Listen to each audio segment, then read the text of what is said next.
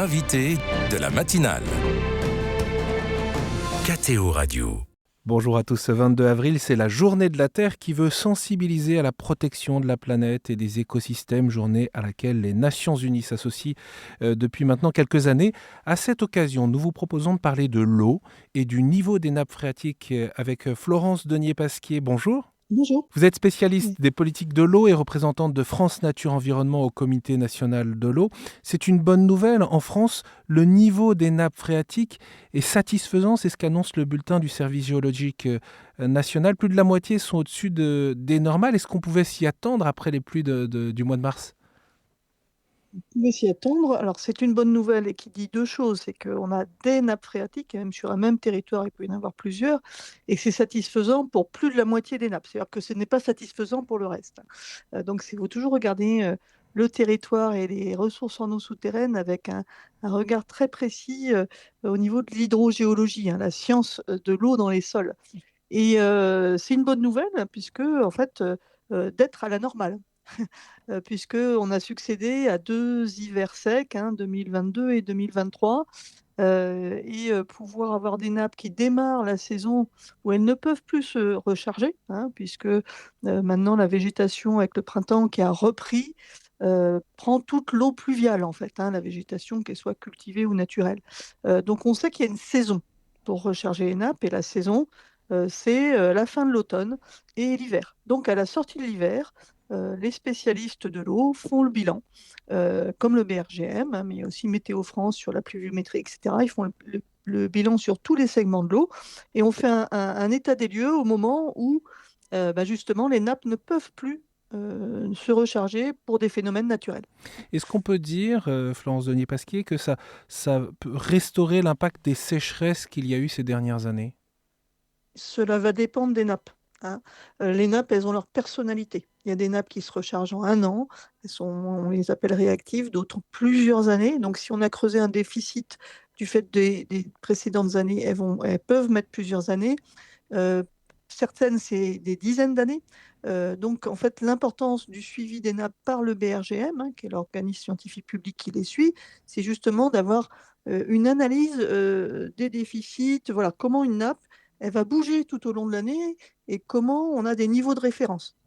Et donc, c'est cet observatoire national qui est suivi depuis des années, qui est produit dans les bulletins de suivi hydrologique, soit au niveau national, soit au niveau régional, qui sont publiés. Donc, on a un observatoire assez précis en France, justement, de notre ressource en eau, qu'elle soit souterraine et superficielle. Il ne faut pas oublier les cours d'eau.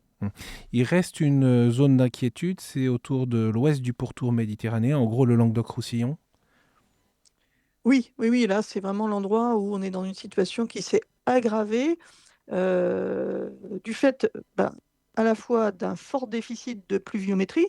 Depuis janvier 2022, 22 mois ont été déficitaires en précipitation contre 5 mois seulement proches des normales. Et un deuxième phénomène qui est important et là qui vaut lié au changement climatique, c'est que plus il fait chaud longtemps, on a des épisodes de chaleur précoce et tardifs dans l'automne, plus l'évaporation et l'évapotranspiration des plantes augmentent. C'est-à-dire que l'eau qui tombe repart plus vite dans l'atmosphère. En moyenne, on estime qu'il y a à peu près 2 tiers de la pluviométrie qui retourne directement dans l'atmosphère, et puis cette part a tendance à augmenter du fait des épisodes de chaleur. Et là, du coup, la Pyrénées-Orientale conjugue 2 phénomènes, le fait que justement très très très peu de pluviométrie, là c'est des déficits cumulés, donc des nappes qui sont très basses, et un manteau neigeux dans les Pyrénées très très faible, celui qui fond au printemps, en été, qui soutient les ruisseaux et les rivières, et un phénomène de chaleur qui fait que l'eau repart plus vite dans l'atmosphère. Là, on est dans un hotspot du bouleversement climatique du cycle de l'eau, comme beaucoup de territoires méditerranéens, et ça, les chercheurs, les spécialistes du climat et de l'eau nous le disent depuis des années. Tout le pourtour méditerranéen, on voit aussi en Espagne, à Barcelone, etc., va souffrir d'épisodes de sécheresse très prononcés, pluriannuels, et il faut vraiment gérer de façon beaucoup plus ferme qu'avant les limites de la ressource en eau dans ces territoires.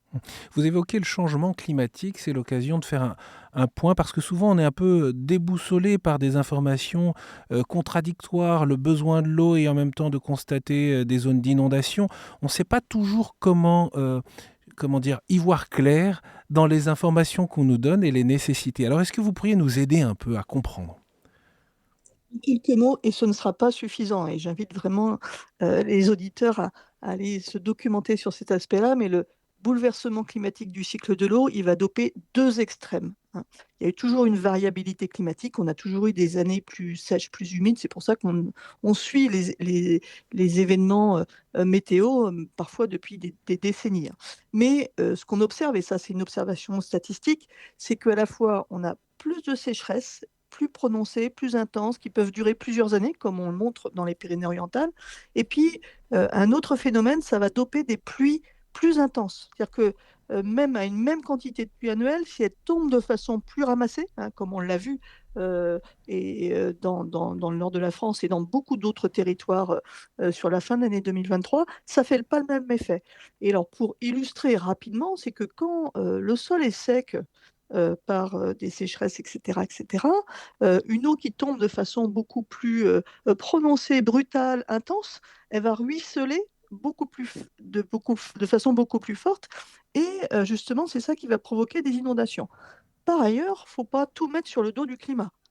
Ces inondations, elles sont aussi le résultat d'un aménagement du territoire depuis des décennies. On a imperméabilisé parce que les villes se sont étendues, notamment dans des zones inondables, etc., beaucoup de sols. On a détruit par l'urbanisation beaucoup de zones humides.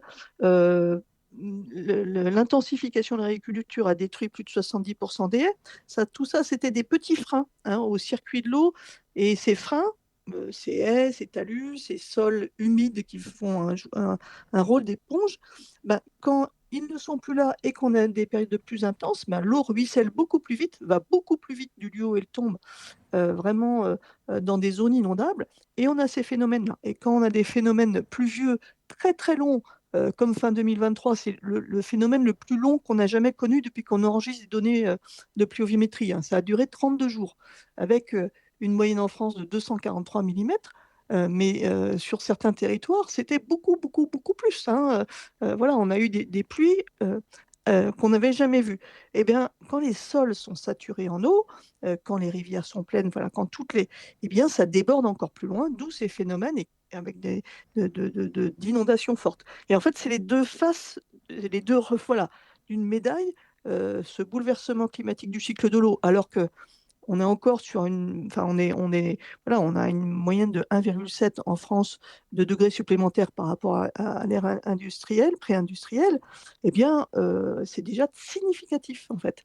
On n'est plus sur le même rythme, en fait, du cycle de l'eau. Hmm. Ça s'accélère.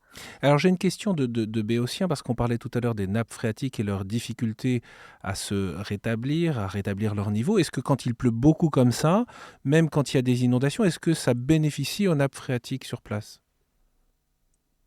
Alors, ça dépend où sont les inondations, hein. Quand les sols sont bitumés, ça bénéficie à personne. Voilà, les inondations, en fait, c'est pour ça qu'il faut respecter le bassin versant. Naturellement, vous avez le lit mineur d'un cours d'eau, hein, là où on a l'habitude de le voir, puis le lit majeur, les plaines d'inondation, et ça fait partie de la respiration de l'eau. Et respecter ces plaines d'inondation, c'est respecter, mais voilà, c'est à la fois le fonctionnement d'un milieu naturel, mais c'est respecter les zones où justement, par débordement dans ces zones naturelles, hein, qui sont de préférence des prairies, etc., mais parfois ça a été abîmé, ça aussi, hein, ou des zones humides, ou des forêts aussi, bah, c'est des lieux où justement l'eau va recharger la nappe d'accompagnement du cours d'eau et permettre justement son alimentation tout au long de l'année et notamment l'été. Hmm. Et donc, c'est intéressant dans certains endroits. L'eau est toujours subtile au niveau de chaque territoire. Tout dépend de l'aménagement du bassin versant. Je reprends l'information que je donnais tout à l'heure, le rétablissement, le niveau satisfaisant des nappes phréatiques dans une large partie du pays. Est-ce que cela signifie, Florence Denier-Pasquier, qu'il n'y aura pas de restriction d'eau cet été ou durant le printemps ou dès le printemps? Celui-là, on ne peut pas le dire. Bon, dans les zones comme les Pyrénées-Orientales, pourtour méditerranéen, la situation n'est pas si optimiste. Là, clairement, on en aura et il serait nécessaire de les avoir de la façon la plus précoce, hein, justement pour économiser l'eau, hein, tout de suite, avoir cette stratégie d'anticipation. Et puis, sur les autres territoires, la pluviométrie, on ne peut pas savoir, à moins de quelques semaines, comment elle va tomber. Il suffit qu'on ait des épisodes de faible pluviométrie, des pics de chaleur, des canicules qui sont aussi plus fréquentes, et là où tout le vivant a besoin de plus d'eau, et donc hier on manque. Et ça, là, en l'occurrence, c'est des choses qui sont pas qu'on peut ne connaître enfin, on peut pas anticiper au-delà de 2 mois, quoi. C'est pour ça que d'ailleurs au niveau officiel, hein, on suit la ressource en eau, les évolutions météo de façon assez plus intense, plus fréquente quand on arrive dans les périodes d'été. Hein, parce que ça va réagir de façon différente suivant les territoires, la pluviométrie. Et sur un même département, la pluviométrie peut être assez différente, hein. À un moment, beaucoup d'eau à un endroit, moins à un autre. Et donc, au niveau national, c'est cet aspect-là. C'est-à-dire que ça va essentiellement dépendre de la pluviométrie. Et on sait que ben, voilà, il pleut moins en été, ça, et il pleut de moins en moins en été. Et globalement, une étude, hein, du ministère de l'écologie dit que la ressource en eau renouvelable, hein, l'eau renouvelable, a baissé de 14% depuis le début du 21e siècle par rapport aux dernières décennies du 20e. Donc globalement, on est quand même sur une tendance à moins d'eau, et qui se traduit par ces sécheresses répétées. Vous nous parlez de sécheresse, de pluviométrie, d'augmentation de la température de la terre, des inondations. Le pape François en parle à la fois dans Laudato Si, son encyclique, ou Laudate Deum, son dernier texte, où il mentionne les gémissements de la terre, des signes climatiques, des signes du changement climatique qui sont là toujours plus évidents. Ça pointe la responsabilité humaine, Florence Danier-Pasquier? C'est évident, et c'est l'apport de ce texte qui a bientôt 10 ans, hein. Là, la responsabilité humaine sur le changement climatique, elle est indéniable. Et je vous ai évoqué aussi d'autres responsabilités humaines, hein, sur le fait que bah, on a aménagé des territoires en détruisant des éléments naturels qui faisaient partie des équilibres du cycle de l'eau, hein. L'eau ne se gère pas dans les sols, sans les zones humides, sans des cours d'eau respectés. Et dans les gémissements de la terre, il y a les gémissements de l'eau aussi, hein. On sait que si on continue à avoir un climat qui se réchauffe autant du fait de l'action humaine, hein, ben, en fait, dans nos paysages, y compris en France, hein, métropolitaine, on va avoir l'assèchement de nombreux ruisseaux, hein. Les ruisseaux qui sont en tête des bassins versants, ben, ils vont disparaître parce qu'ils ne seront plus alimentés par des eaux souterraines qui vont baisser de façon régulière. Tout le vivant a besoin d'eau, hein, et là, on va perdre de la proximité avec la nature. Et ça, c'est vraiment un gémissement qui doit nous alerter, en fait, hein.